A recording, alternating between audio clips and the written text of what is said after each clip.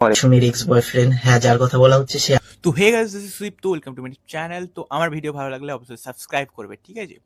তো আজকে আমরা জানতে চলেছি যে প্রেম কাহিনী নিয়ে, মানে বুঝতে পারছো তো, মানে কে কার সাথে প্রেম করছে, কার সাথে কার ব্রেকআপ হচ্ছে, ব্রেকআপের পর সেই ছেলেটা কার সাথে ইয়ে হচ্ছে বা সেই মেয়েটার কার সাথে ইয়ে হচ্ছে। তো চলো দেখা যাক। প্রথমেই আসছে আমাদের সুমিদি। First love and then ये फंस गया सी है। তো এই মালটা যদি সুমির লাভ হয়, মানে ফার্স্ট লাভ, ঠিক আছে?